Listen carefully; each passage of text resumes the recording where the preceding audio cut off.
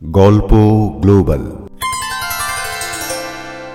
এখানে তোমার জন্য আনছি ঘরে বাইরের সেরা সব সাহিত্যিকের নানান স্বাদের চিরকালীন আর সমকালীন গল্পের সম্ভার। এখন গল্প শুনতে যদি তুমি ভালোবাসো তাহলে গল্প গ্লোবালকে সাবস্ক্রাইব করতে পারো। সেক্ষেত্রে আমাদের গল্পের সমস্ত খবর পৌঁছে যাবে তোমার কাছে, আর আমরাও পেয়ে যাব তোমার মতো একজন শ্রোতাকে। সাবস্ক্রাইব করে বেল আইকনের ওপর তোমার আঙুলটা ছুঁয়ে দাও, তাহলেই তোমার পরশ আমার প্রাণে। তোমার জন্য আজকের নিবেদন।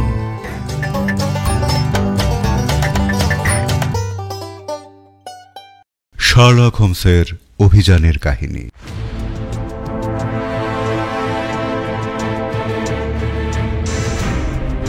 দি adventure of the Three Gables অবলম্বনে পাণ্ডুলিপির শেষ পাতা। মূল রচনা স্যার আর্থার কনান ডয়েল। রূপান্তর ও প্রযোজনা দীপঙ্কর চট্টোপাধ্যায়। আবহ, শব্দগ্রহণ ও সম্পাদনা অনুপ মুখোপাধ্যায়। আজকের গল্প পাণ্ডুলিপির শেষ পাতা।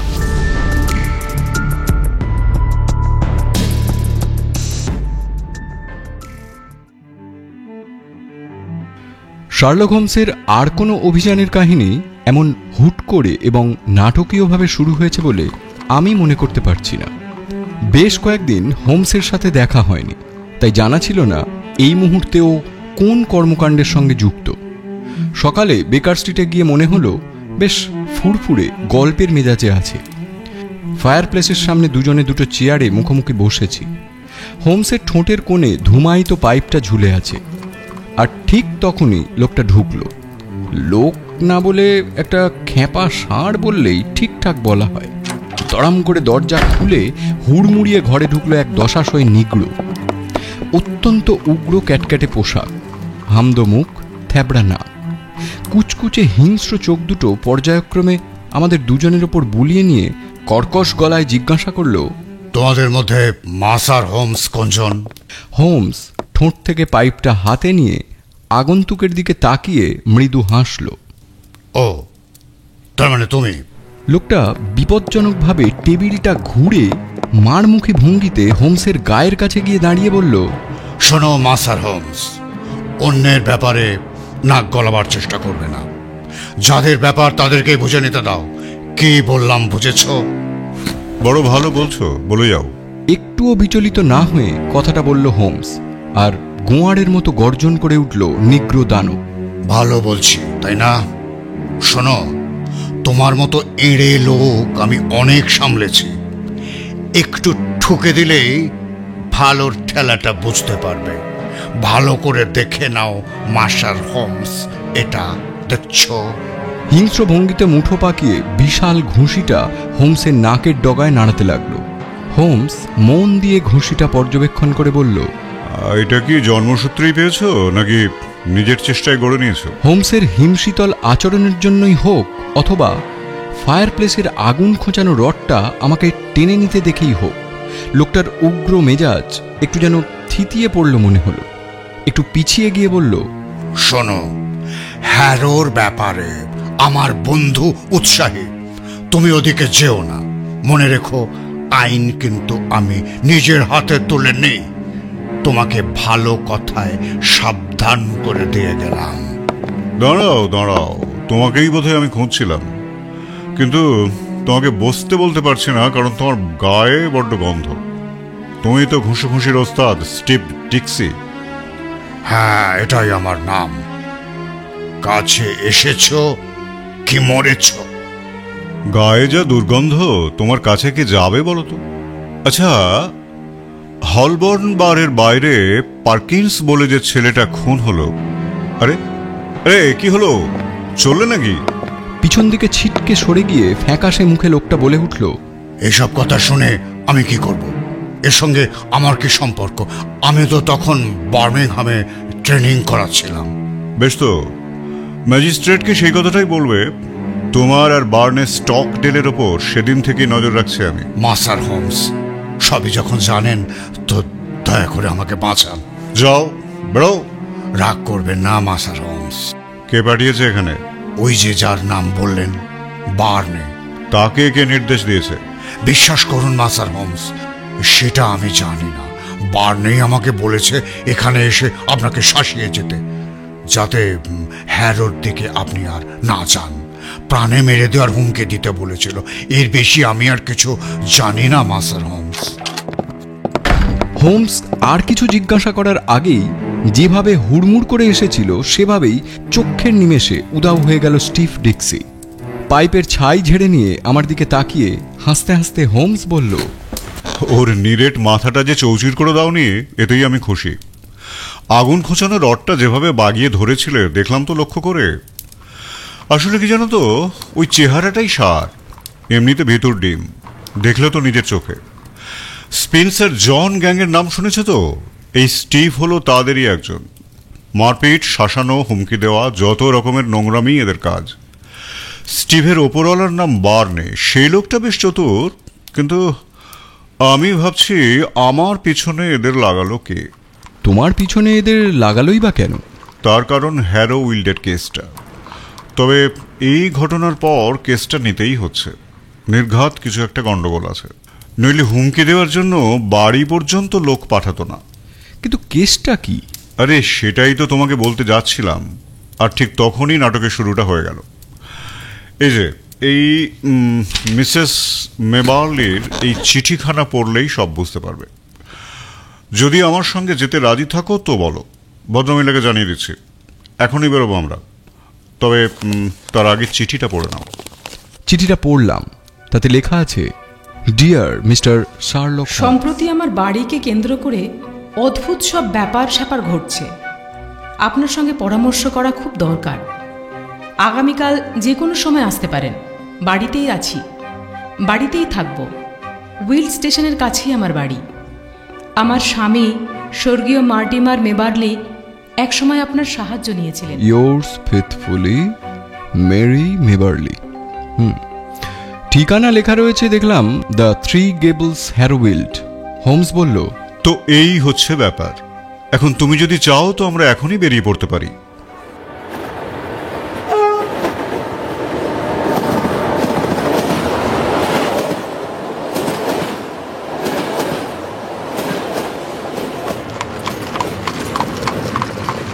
খানিকটা ট্রেনে আর সামান্য একটু পথ ঘোড়ার গাড়িতে চেপে আমরা পৌঁছে গেলাম ইট আর কাঠের তৈরি সেই বাড়িটার সামনে। দেয়াল থেকে বেরিয়ে আসা তিনটে খাঁচ কাটা জানলার জন্যই বোধহয় বাড়িটার নাম থ্রি গেবলস। বাড়ির সামনের আছাটা ঘাস আর পিছন দিকের পাইন গাছগুলো পুরো বাড়িটাকেই যেন একটা বিষণ্ণ চাদরে মুড়ে রেখেছে। সবটাই বড্ড বেশি সাদামাটা, জৌলুসহীন। তবে বাড়ির ভেতরটা কিন্তু দারুণ সাজানো গোছানো, এবং বাড়ির কর্ত্রী যিনি আমাদের অভ্যর্থনা জানালেন অত্যন্ত রুচিশীলা প্রৌঢ়া মহিলা। হোমস বলল, যদিও সে অনেক দিনের ঘটনা, তবুও আমি বেশ মনে করতে পারছি একবার একটা ছোটখাটো ব্যাপারে আপনার স্বামী আমার পরামর্শ নিয়েছিলেন। আপনি সম্ভবত আমার ছেলে ডগলাসের কথাও শুনে থাকবেন। কি সৌভাগ্য আমার! আপনি ডগলাস মেবার্লির মা। আমি তাকে খুব সামান্যই চিনি, কিন্তু সারা লন্ডন তাকে চেনে। কি বিশাল মাপের মানুষ! এখন কোথায় আছেন তিনি? পরলোকে মিস্টার হোমস। রোমে একটা কাজের সঙ্গে যুক্ত ছিল, সেখানেই গত মাসে নিউমোনিয়ায় মারা যায়। হোমস এক রাশ কৌতূহল ভরা চোখে ভদ্রমহিলার দিকে তাকিয়ে বলল, ওহো, এটা ভাবাই যায় না। কোন প্রাণবন্ত মানুষ আমি আর দেখিনি। মৃত্যুর শব্দটা ওর সঙ্গে একেবারেই মানায় না। অত্যন্ত দাপুটে দিন কাটাতেন। হ্যাঁ, বড় বেশি দাপটের সঙ্গে। আর সেটাই বোধহয় ওকে ভেঙে চুরমার করে দিল। মাসখানেকের মধ্যেই একেবারে আমূল বদলে গেল। ওই যে বললেন না, অমন প্রাণবন্ত মানুষ আর দেখেননি। শেষ দিকে ওকে দেখলে আপনার মনে হতো অমন বিষাদগ্রস্ত মানুষ আপনি আর দেখেননি। মেলাতেই পারতেন না। প্রেম সংক্রান্ত ঘটনা? কোনো মহিলা? মহিলা নয় মিস্টার হোমস, এক ডাইনি। যাক, ও বেচারির কথা এখন থাক। আমি যে জন্য আপনাকে ডেকেছি। হ্যাঁ বলুন ডক্টর ওয়াটসন, এবং আমি আপনার জন্য কি করতে পারি? ভদ্রমহিলা আমাদের মুখোমুখি একটা সোফায় বসে বলতে শুরু করলেন। ভারী অদ্ভুত ঘটনা। এই বাড়িটা কিনেছি বছরখানেক একটু বেশি হবে। নিরিবিলিতে অবসর জীবনযাপন করছি। প্রতিবেশীদের সঙ্গে খুব একটা মেলামেশা আমার নেই। 3 দিন আগে একজন হাউস এজেন্ট আমার সঙ্গে দেখা করতে এলো। বলল, ম্যাডাম, আপনার এই বাড়িটা আমার এক ক্লায়েন্টের চাহিদা অনুযায়ী একেবারে উপযুক্ত। যদি আপনি বিক্রি করতে রাজি থাকেন তো টাকার জন্য আটকাবে না। এই কথা শুনে মিস্টার হোমস প্রথমটায় আমি অবাকই হলাম, কারণ এই তল্লাটে বেশ কিছু ফাঁকা বাড়ি আছে। সেগুলো বাদ দিয়ে আমার বাড়িটাই কিনতে চাইছে কেন? তো সে যাই হোক, আমি কিন্তু তার কথায় রাজি হয়ে গেলাম। বেশ চড়া একটা দাম চাইলাম, 500 পাউন্ড। লোকটা তাতেই সম্মতি জানিয়ে বলল, একটা ছোট্ট শর্ত আছে ম্যাডাম। আমার ক্লায়েন্ট সমস্ত ফার্নিচার সমেতই বাড়িটা কিনতে চান। সেক্ষেত্রে আপনি আলাদা দাম ধরতেই পারেন, কোনো অসুবিধা নেই তাতে, বুঝলেন? এই কথাতে আমি খুব একটা আশ্চর্য হইনি মিস্টার হোমস। অনেকেই ফার্নিচার সমেত বাড়ি কিনতে চান। আমার ঘরে যে ফার্নিচারগুলো রয়েছে তার অনেকগুলোই আমার পুরনো বাড়ি থেকে নিয়ে আসা বেশ দামি জিনিস। আপনি তো দেখতেই পাচ্ছেন। এইসব হিসেব করেই আমি ভালো একটা দাম বললাম। এবারও লোকটা এক কথায় রাজি হয়ে গেল। আমি মনে মনে ভাবলাম, ভালোই হলো, আমার দেশ ভ্রমণের শখ। বাকি জীবনটা ঘুরে বেরিয়ে ভালোই কাটবে। তারপর গতকালই এই এজেন্ট ভদ্রলোক এগ্রিমেন্টের একটা খসড়া আমাকে দিয়ে গেল। সৌভাগ্যবশত আমার উকিল মিস্টার সূত্র কাছেই থাকেন। আমি খসড়াটা তাকে দেখালাম। সেটা পড়ে তিনি বললেন, এ তো দেখছি অদ্ভুত ডকুমেন্ট। আপনি কি জানেন, আপনি যদি এইখানে সাইন করেন তাহলে আপনি আইনত আপনার বাড়ি থেকে কোনো কিছুই নিয়ে যেতে পারবেন না, এমনকি আপনার ব্যক্তিগত কোনো জিনিসপত্রও নয়। সন্ধেবেলায় সেই এজেন্ট যখন আমার কাছে এলো, আমি তাকে বললাম, দেখুন, বাড়ির সঙ্গে আমি কিন্তু শুধু ফার্নিচারগুলোই বিক্রি করব। না না, শুধু ফার্নিচার নয়, সব কিছু সমেতই আমার ক্লায়েন্ট বাড়িটা কিনতে চান। সে কি কথা? আমার জামা কাপড়, গয়নাগাটি এসবও রেখে যেতে হবে? ঠিক আছে, আপনার ব্যক্তিগত জিনিসগুলো না হয় ছাড় দেওয়া যাবে, তবে যা নেবেন দেখে নিয়ে যেতে হবে। মানে আমার মক্কেল এমনিতে খুব ভালো লোক, তবে এসব ব্যাপারে উনি হ্যাঁ তো হ্যাঁ, না তো না। বেশ, তাহলে আপনি আপনার মক্কেলকে নাই বলে দিন, আমি বাড়ি বেচব না। বাড়ি বিক্রির ব্যাপারটা এখানেই মিটে গেল। কিন্তু সবটা মিলে আমার কেমন যেন অদ্ভুত লাগলো। তাই ভাবলাম আপনার। হঠাৎ হোমস হাত তুলে মিসেস মেবার্লিকে থামালো। তারপর পা টিপে টিপে দরজার দিকে এগিয়ে গেল। পরমুহূর্তেই এক ঝটকায় দরজা খুলে এক দীর্ঘদেহী রোগাটে মহিলাকে ঘাড় ধরে হিড়হিড় করে টেনে আনলো ঘরের ভেতর। খাঁচার ভেতর থেকে মুরগিকে টেনে বার করে আনার সময় মুরগিটা যেমন ডানা ঝাপটায়, এই মহিলাও তেমনই ছটফট করতে করতে বলে উঠল, আরে আরে, এটা কি হচ্ছে? ছাড়ুন আমাকে, ছেড়ে দিন বলছি। এ কি সুজান, এখানে কি করছিলে? ম্যাম, আপনার অতিথিরা দুপুরে খাবেন কিনা জানবার জন্য আমি আসছিলাম, আর তখনই এই লোকটা আমার উপর ঝাঁপিয়ে পড়লো। ম্যাডাম, আপনার বর্ণনায় বাধা পড়বে বলে আমি আপনাকে থামাতে চাইনি। আমি প্রায় 5 মিনিট ধরে ওর শ্বাস প্রশ্বাসের আওয়াজ শুনতে পাচ্ছি। উত্তেজনায় একটু বেশি জোরে জোরে শ্বাস ফেলছিলে, তাই না সুজান? সুজান একটু থমকে গেল, কিন্তু দমল না। বলল, সে যাই হোক, আপনি বলবার কে? কোন অধিকারে আপনি এভাবে আমাকে টেনে আনতে পারেন? আর কেনই বা আনলেন? আনলাম কারণ একটা কথা তোমার সামনেই জেনে নেব বলে। মিসেস মেবার্লি, এখানে আসবার জন্য আপনি যে আমাকে চিঠিটা লিখেছিলেন সেটা আর কেউ জানে? না মিস্টার হোমস, আমি কাউকেই বলিনি। চিঠি পোস্ট করেছিল কে? সুজান। আমি ঠিক এটাই ভেবেছিলাম। সুজান, এখন বলো তো, এখানে আমাদের আসার খবরটা তুমি কাকে জানিয়েছো? বাজে কথা, কাউকেই জানাইনি।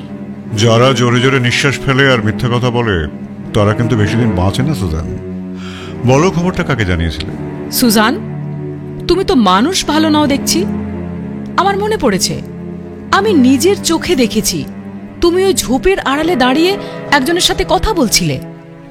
উদ্ধত ভঙ্গিতে সুজান বলল, সেটা আমার ব্যক্তিগত ব্যাপার। ঝোপের আড়ালেও যার সাথে কথা বলছিল তার নাম আমি জানি, বার্নেস স্টকডেল, তাই না সুজান? জানেনি যখন জিজ্ঞেস করছেন কেন? ঠিক জানতাম কিনা যাচাই করে নিলাম। এবার বলো তো, বার্নেকে কে পাঠিয়েছে? বললে 10 পাউন্ড পাবে। যে পাঠিয়েছে সে আপনার প্রত্যেকটা 10 পাউন্ডের ওপর 100 পাউন্ড করে দিতে পারে। বাপরে, এত টাকা ভদ্রলোকের? হাসছো যে বড়। ভুল বললাম, ভদ্রলোকের নয়, ভদ্র মহিলার হবে, তাই তো? বেশ, এতই যখন বললে তখন তার নামটাও বলে দাও। বললে 10 পাউন্ড পাবে। আপনার ওই 10 পাউন্ড নিয়ে আপনি জাহান্নামে যান। মিসেস মেবার্লি এবার ধমকে উঠলেন। সুজান, মুখ সামলে কথা বলো। সুজান ঝাঁঝিয়ে উঠে বলল, অনেক হয়েছে, আর আমি এখানে থাকতে চাই না, চললাম। কাল লোক পাঠিয়ে দেব, আমার জিনিসপত্রগুলো দিয়ে দেবেন। ঘর থেকে ছিটকে বেরিয়ে গেল সুজান।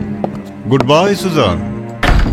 দরজা বন্ধ করে দিয়ে হোমস বলল, এই গ্যাংটা খেলে ভালো। আপনার চিঠিতে ডাকঘরের ছাপ পড়েছে দেখলাম গতকাল রাত 10টায়, আর এরা আমাকে শাসাতে এলো আজ সকাল 11টায়। অর্থাৎ এইটুকু সময়ের মধ্যেই সুজান খবর দিয়েছে বার্নেকে।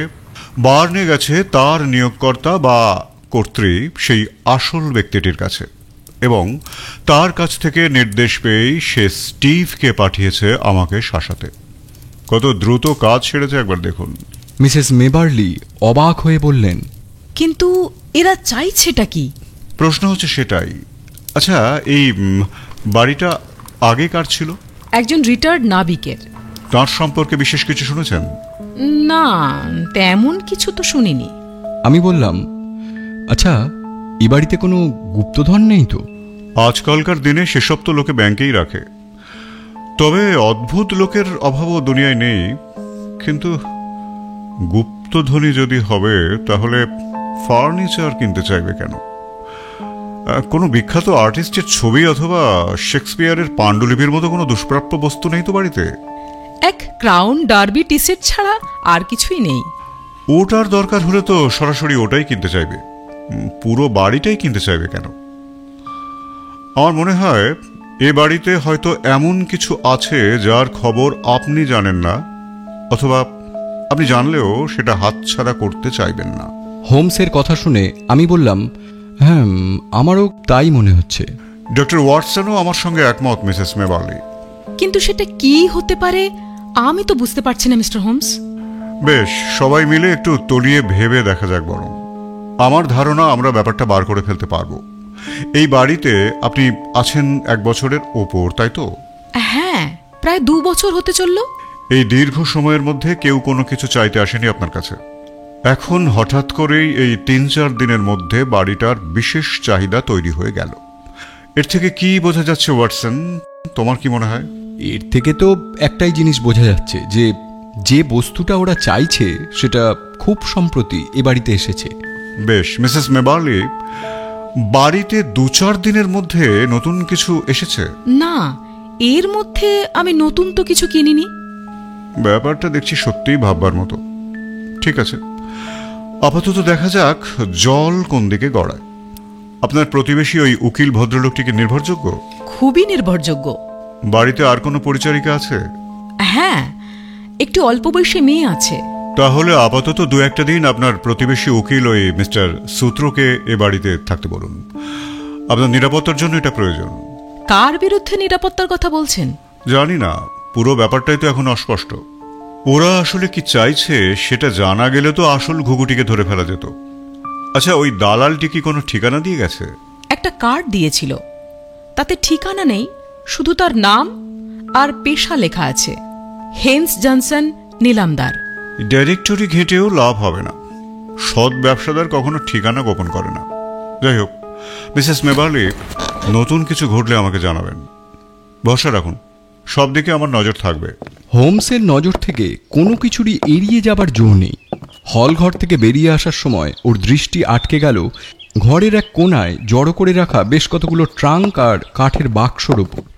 দাঁড়িয়ে পড়ে বলল, বাক্সের গায়ে লেখা রয়েছে দেখছি মিলানো লুসানা।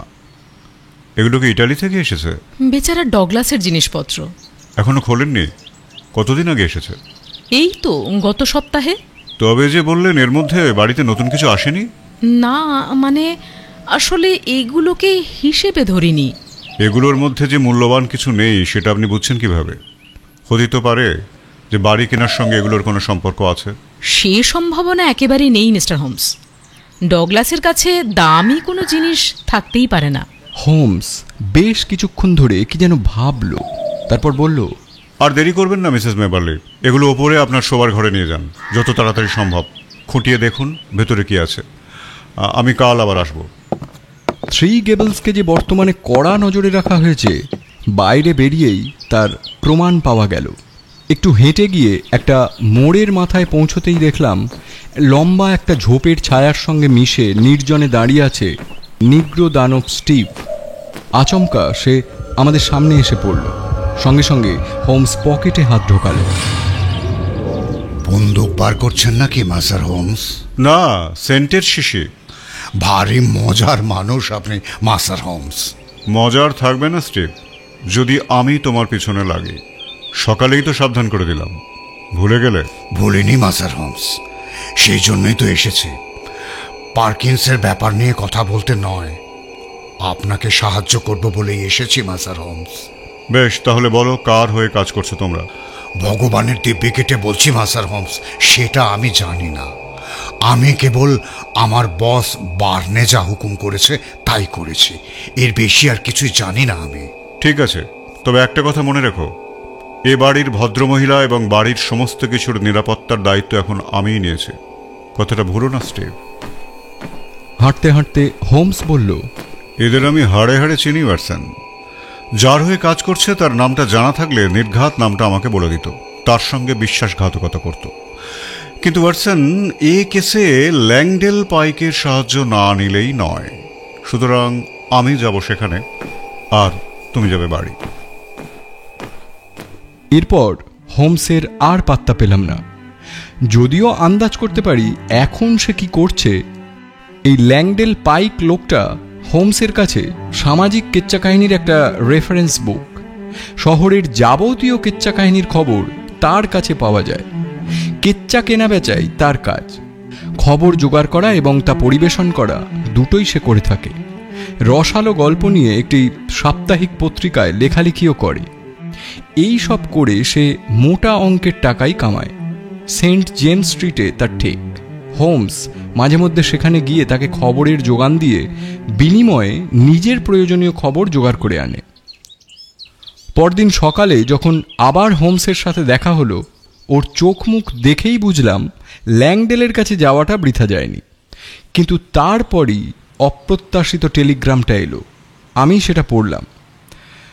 দয়া করে এখনই চলে আসুন, মক্কেলের বাড়িতে রাতে চুরি হয়ে গেছে, পুলিশ এসেছে। সূত্র। অর্থাৎ নাটকে নতুন মোড়। যত তাড়াতাড়ি ঘটবে বলে আশা করেছিলাম তার চাইতে একটু বেশি তাড়াতাড়ি ব্যাপারটা ঘটে গেল। পরিচালক হিসেবে নাটের গরুটি অসাধারণ। কাল যা শুনে এলাম তাতে একটু অবাক হয়নি। তবে এই সূত্র লোকটা কিন্তু উকিল হতে পারে, কাজের নন। কাল রাতে ওখানে তোমাকেই বা কেন থাকতে বললাম না সেটাই ভাবছি।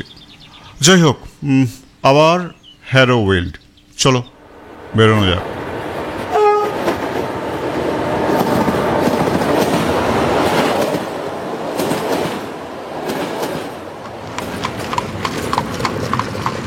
থ্রি গেবলসে পৌঁছে দেখলাম আগের দিনের সেই নির্জন নিরিবিলি বাড়িটার একেবারে অন্য চেহারা। বাগানের গেটের কাছে একদল অকর্মা লোকের ভিড়। দুজন পুলিশ কনস্টেবল দেখলাম ঘরের জানলা আর তার পাশের ফুল গাছের ঝোপগুলো পরীক্ষা করে দেখছে। এরই মধ্যে দিয়ে আমরা ভেতরে ঢুকলাম। ধূসর চুলের এক বয়স্ক ভদ্রলোক এগিয়ে এসে আমাদের অভ্যর্থনা জানিয়ে বললেন, আমি মিসেস মেবারলির লয়ার সূত্র। তদন্তকারী পুলিশ ইন্সপেক্টর দেখলাম হোমসের পুরনো বন্ধু।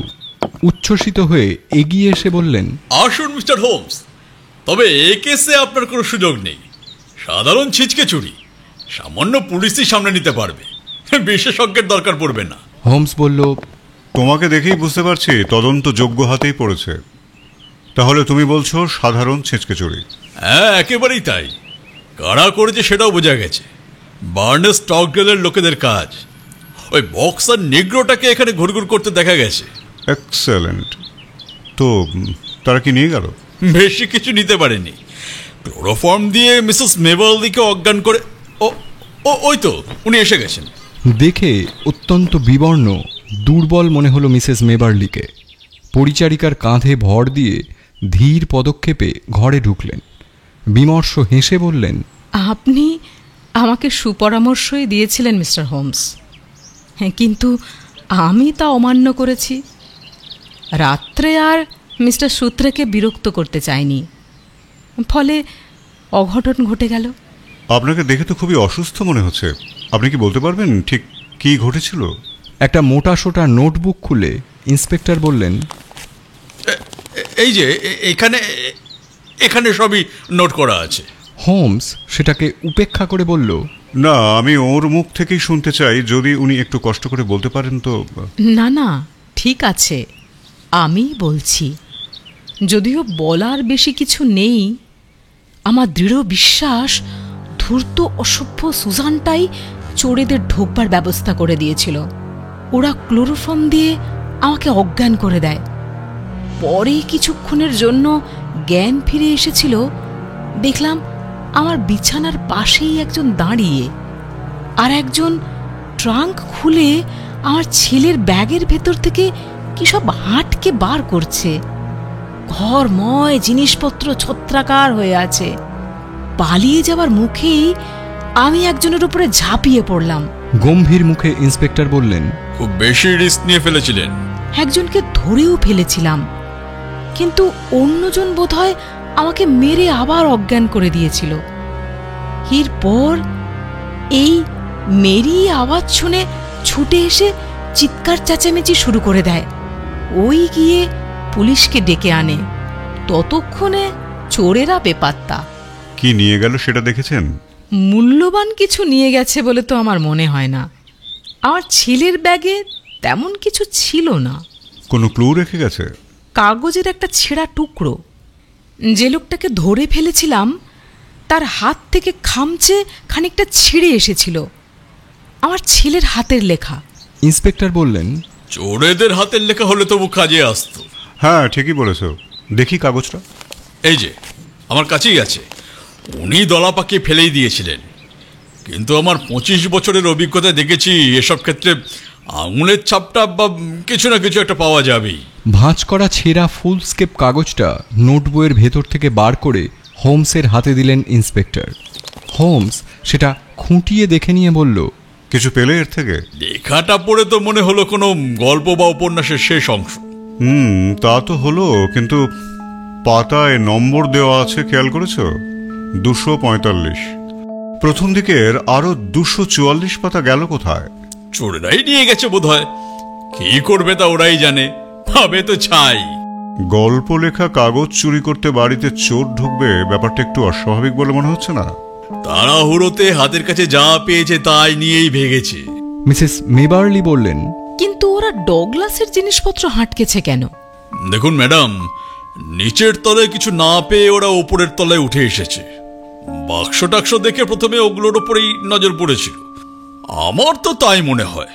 আপনার কি মনে হয় মিস্টার হোমস? দাঁড়াও, তার আগে এই কাগজে কি লেখা আছে পড়ে নেওয়া যাক। ওয়াটসন, এই জানলার কাছে সরে এসো। দুজনে একসঙ্গেই সেটা পড়লাম। একটা বাক্যের মাঝখান থেকে এইভাবে শুরু করা হয়েছে লেখাটা। রক্ত ঝরছিল, কিন্তু ক্ষত বিক্ষত হৃদয়ের তুলনায় এই কাটা ছেঁড়া রক্তাক্ত মুখের বেদনা তার কাছে যেন কিছুই নয়। নিমেষের মধ্যে সব কিছু ভেঙে চুরমার হয়ে গেল তার। সেই অনিন্দ সুন্দর মুখ, যে মুখের দিকে তাকিয়ে সে তার জীবন পর্যন্ত বিসর্জন দিতে পারত নিঃশেষে, সেই মুখে ফুটে উঠল ব্যঙ্গ, বিদ্রূপ। তার এই লাঞ্ছিত যন্ত্রণাকাতর মুখের দিকে তাকিয়ে সে এমন নির্মমভাবে হাসতে পারল, উপেক্ষার হাসি। সেই মুহূর্তেই প্রেম মরে গিয়ে জন্ম নিল প্রতিহিংসার। মানুষ তো কিছু একটার জন্য বেঁচে থাকে। আজ থেকে আমি বেঁচে থাকব প্রিয়তমা তোমার বিরুদ্ধে, তোমার ঘৃণ্য কাজের বিরুদ্ধে প্রতিশোধ নেবার জন্য। ব্যাকরণের কি মহিমা! মৃদু হেসে কাগজটা ইন্সপেক্টরকে ফেরত দিতে দিতে হোমস বলল, বর্ণনায় সে কিভাবে আমি হয়ে গেল দেখলে? গল্পের চূড়ান্ত মুহূর্তে এসে লেখক নায়কের সঙ্গে নিজেকে একাত্ম করে ফেলেছে।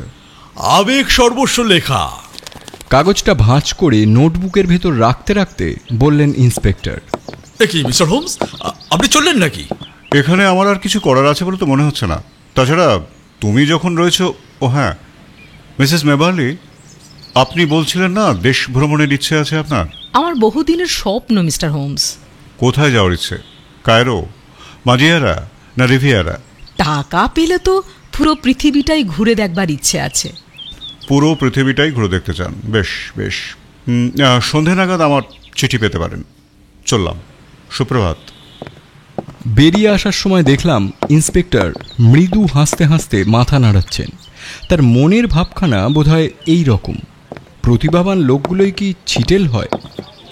সেন্ট্রাল লন্ডনের রাস্তায় ফিরে এসে হোমস বলল, ওয়াটসন, আমরা কিন্তু এখন অভিযানের একেবারে শেষ পর্বে এসে পৌঁছেছি বলতে পারো, এবং আমার মনে হয় ব্যাপারটা এখনই চুকিয়ে ফেলা ভালো। চলো, তুমিও চলো। ইসাদোরা ক্লিনের মতো মেয়েদের সাথে কথা বলতে গেলে তোমার মতো একজন সাক্ষী থাকাটা খুবই নিরাপদ। রাস্তা থেকেই একটা গাড়ি ধরে নিল হোমস। সেটাতে করেই গ্রস ভেনর স্কোয়ারের দিকে চললাম। হোমস চিন্তায় ডুবে গেল। কিছুক্ষণ পর হঠাৎই বলে উঠল, ও হ্যাঁ ওয়াটসন, ব্যাপারটা বুঝতে পারছো নিশ্চয়ই? সমস্ত ঘটনার পিছনে নাটের গুরু যে মহিলাটি রয়েছে তার সঙ্গে দেখা করতে যাচ্ছি, তাই তো? হ্যাঁ, ঠিকই ধরেছো। এছাড়া আর কিছুই এখনো বোধগম্য হয়নি। ইসাদোরা ক্লিন, এই নামটা শুনেও কিছু আন্দাজ করতে পারছো না? না তো। এ হচ্ছে সেই বিখ্যাত স্প্যানিশ বিউটি যে বৃদ্ধ জার্মান সম্রাট ক্লিনকে বিয়ে করে বিধবা হয়েছিল, এবং বর্তমানে পৃথিবীর সবচাইতে সম্পদশালী এবং সুন্দরী বিধবা। অসংখ্য প্রেমিক, তবে স্থায়ী সম্পর্ক স্থাপনের ব্যাপারে এ ধরনের মহিলাদের রুচি থাকে না। ধরে এবং ছাড়ে, স্বাদ বদলায়। তবে ডগলাস মেবার্লি লন্ডনের একজন বিখ্যাত ব্যক্তিত্ব, যিনি ছোঁক করা পুরুষদের মতো না হয়েও সম্ভবত রূপের টানেই কাঁচ পোকার মতো জড়িয়ে পড়েছিলেন এই মহিলার জালে। তার মানে গল্পটা ডগলাসের নিজেরই গল্প? এই তো একে একে দুই মিলিয়ে ফেলেছ। তো শুনলাম ইসাদোরা নাকি তার ছেলের বয়সী ডিউক অফ লোমান্ডোকে বিয়ে করতে চলেছেন। এখন ডিউকের মা পুত্রবধূর বয়সের ব্যাপারটা মেনে নিলেও কেচ্চার খবরগুলো মানতে পারবেন কি? এই যে আমরা এসে পড়েছি। ওয়েস্ট এন্ডের সবচাইতে সুন্দর কোণার বাড়িটার সামনে এসে আমরা দাঁড়ালাম। ভাবলেশহীন মুখে প্রায় যন্ত্রের মতো একজন ফুটম্যান হোমসের কার্ড নিয়ে ভেতরে চলে গেল, এবং খানিক বাদেই ফিরে এসে যন্ত্রবৎ কার্ডটা ফেরত দিয়ে জানালো যে মহিলা এখন বাড়িতে নেই। শুনে হোমস বলল, বেশ, তাহলে উনি না ফেরা পর্যন্ত অপেক্ষা করা যাক। ভাবলেশহীন যন্ত্রের মুখে এবার চরম বিরক্তির অভিব্যক্তি ফুটে উঠল। খেঁকিয়ে উঠে বলল, এই কথার মানে বোঝেন না? বাড়িতে নেই মানে আপনাদের জন্য নেই, এখন দেখা হবে না। ও চমৎকার, তার মানে আর অপেক্ষা করতে হবে না। এক কাজ করো, তুমি এই চিরকুটটা তোমার মালকিনকে গিয়ে দাও। হোমস পকেট বুক থেকে পাতা ছিঁড়ে নিয়ে খসখস করে 3-4টে শব্দ লিখে ফুটম্যানের হাতে দিল। সে সেটা নিয়ে ভেতরে চলে গেল। আমি জিজ্ঞাসা করলাম, কি লিখলে? তেমন কিছুই না, শুধু লিখলাম, তাহলে কি পুলিশ আসবে? আমার ধারণা এতেই কাজ হবে। আশ্চর্যজনকভাবে হলোও তাই। ঠিক 1 মিনিটের মধ্যেই আমরা ঢুকে পড়লাম যেন আরব্য রজনীর কোনো ড্রয়িং রুমে। বিশাল এবং চমকপ্রদ সেই ঘরে হালকা গোলাপি আলো আঁধারির খেলা। বুঝতে পারলাম সুন্দরী তার বয়সের যে সন্ধিক্ষণে এসে পৌঁছেছে সেখানে পৌঁছলে পৃথিবীর সেরা রূপসীও আধো আলোই পছন্দ করবে। আমরা ঘরে ঢুকতেই লম্বা শরীরটা সোজা করে রানীর মতো বসল। নিখুঁত নিটোল মুখোশের মতো মুখের ওপর অপরূপ একজোড়া স্প্যানিশ চোখ আমাদের দুজনকে এফোঁড় ওফোঁড় করে ফেলল। তারপর হোমসের পাঠানো চিরকুটটা উঁচু করে নাড়াতে নাড়াতে বলল, এর মানেটা কি? মানেটা কি বলে দেবার প্রয়োজন আছে ম্যাডাম? আপনার বুদ্ধিমত্তার ওপর আমার যথেষ্ট শ্রদ্ধা আছে, যদিও ইদানিং দেখছি তাতে মরচে ধরতে শুরু করেছে। তাই নাকি? কিরকম? এই যেমন ধরুন, তদন্ত থেকে সরে আসার জন্য আমাকে ভয় দেখানোর চেষ্টা। একটা জিনিস আপনার জানা উচিত ম্যাডাম, বিপদকে যারা ভালো না বাসে তারা গোয়েন্দার পেশায় আসে না। আমার পেছনে গুন্ডা লাগিয়ে ভয় দেখাতে গিয়ে ডগলাস মেবার্লির কেসটা নেবার জন্য পরোক্ষে আমাকে উৎসাহিত করে তুলেছিলেন আপনি। আপনার কথা আমি কিছুই বুঝতে পারছি না স্যার। ভয় দেখানো, গুন্ডা লাগানো, এসব কি বলছেন আপনি? সত্যিই দেখছি আপনার বুদ্ধিতে মরচে পড়েছে ম্যাডাম। চলি, গুড আফটারনুন। হোমস ঘুরে দাঁড়াতেই সুন্দরী বলে উঠল, দাঁড়ান, কোথায় যাচ্ছেন? Scotland yard. আমরা দরজার কাছে পৌঁছানোর আগেই আমাদের টপকে এগিয়ে গিয়ে দু হাত ছড়িয়ে দরজা আটকে সামনে দাঁড়িয়ে পড়ল সুন্দরী ইসাদোরা। ইস্পাত কঠিন চাহনি নিমেষের মধ্যে বদলে ভেলভেটের মতো মোলায়েম হয়ে গেল। আসুন, বসুন, বন্ধুর মতো কথা বলা যাক। ব্যাপারটা নিজেদের মধ্যেই মিটিয়ে নি মিস্টার হোমস। পুরোপুরি কথা দিতে পারছি না ম্যাডাম, আইন তো আর আমার হাতে নেই। আগে শুনি, তারপর ভাববো। বুঝতে পারছি, আপনার মতো একজন মানুষকে ভয় দেখানোটা খুবই বোকামো হয়ে গেছে আর কি। আরো বড় বোকামোটা করেছেন একদল রাস্কেলের সাহায্য নিয়ে। ওরা তো এখন আপনাকে ব্ল্যাকমেল করবে। না না, অতটা সরল আমাকে ভাববেন না। বার্নে আর তার স্ত্রী সুজান ছাড়া আমার হদিশ আর কেউই জানে না। তাছাড়া ওদের সঙ্গে এটাই আমার প্রথম কাজ নয়। কথাটা বলে একটা ইঙ্গিতপূর্ণ হাসি ছুড়ে দিল স্প্যানিশ সুন্দরী। হোমস বলল, বুঝলাম, আগে ওদের কাজে লাগিয়েছেন। নিঃশব্দে কাজ সারার পক্ষে এমন দক্ষ হাউন্ডস আর হয় না। এরা কিন্তু যাদের খায় তাদেরই একদিন কামড়ায়। চুরির দায়ে খুব শিগগিরই সবকটা ধরা পড়বে। পুলিশ এদের খুঁজছে। ধরা পড়লে কি করতে হয় ওরা জানে, আর সেই জন্যই ওরা টাকা পায়। আমার নাম পুলিশ জানতে পারবে না যতক্ষণ না আমি সেটা জানিয়ে দিচ্ছি। না না, আপনি তা করবেন না সেটা আমি জানি। আপনি ভদ্রলোক। একজন মহিলার গোপন কথা আপনি প্রকাশ্যে আনবেন না। আগে গল্পের পাণ্ডুলিপিটা ফেরত দিন। হাসিতে ভেঙে পড়ল ইসাদোরা।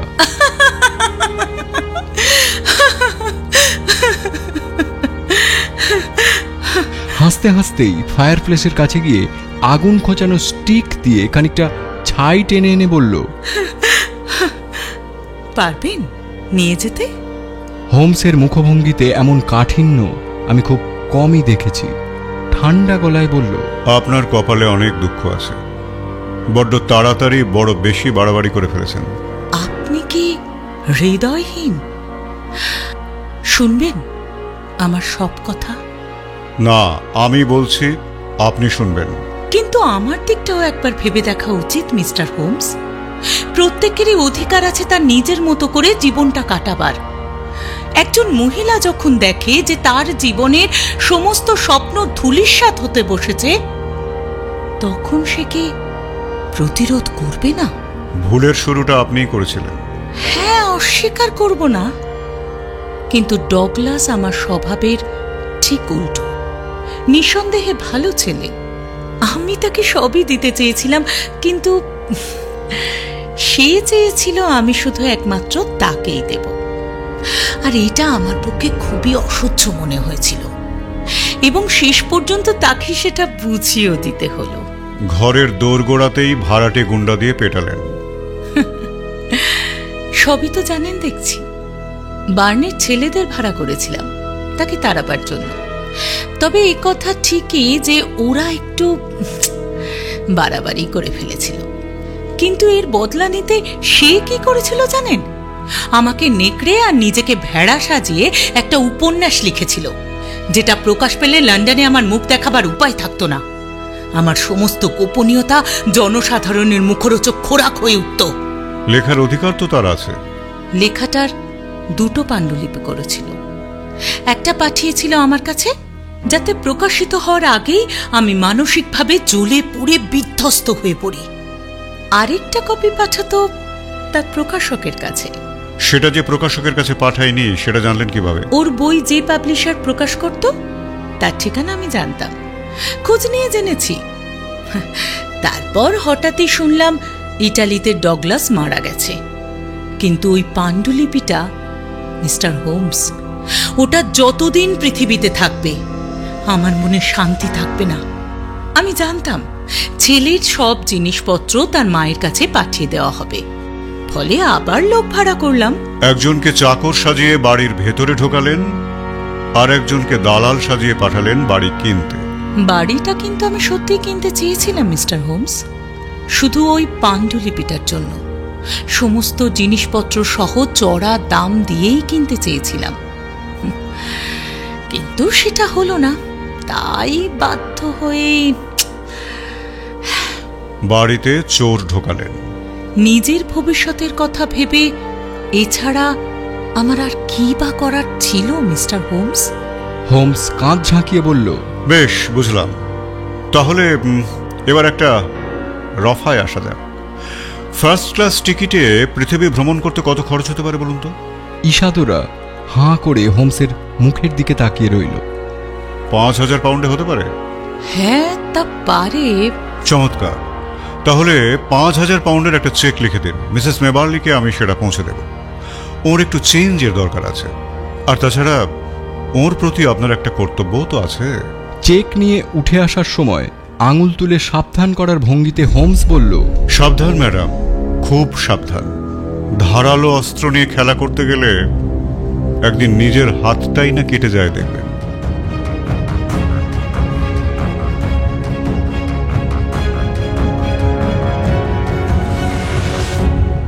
এতক্ষণ তোমাকে শোনাচ্ছিলাম শার্লক হোমসের অভিযানের কাহিনী, পাণ্ডুলিপির শেষ পাতা। বিভিন্ন চরিত্রের সংলাপগুলো যারা বলল, ইসাদোরা, গার্গী, মিসেস মেবার্লি, সঙ্গীতা, ওয়াটসন, অনুপ, দালাল এবং ইন্সপেক্টর অপু, উকিল এবং ফুটম্যান সঞ্জিত, সুজান, কেয়া, স্টিভ এবং শার্লক হোমসের সংলাপগুলো বললাম আমি দীপঙ্কর। তোমার সঙ্গে আবার দেখা হবে নতুন গল্প নিয়ে। আজ এই পর্যন্ত। ও হ্যাঁ, শুনতে ভালো লেগে থাকলে লাইক দিও, শেয়ার করো, আর মতামত জানালে তো আমি খুবই খুশি হব। টাটা।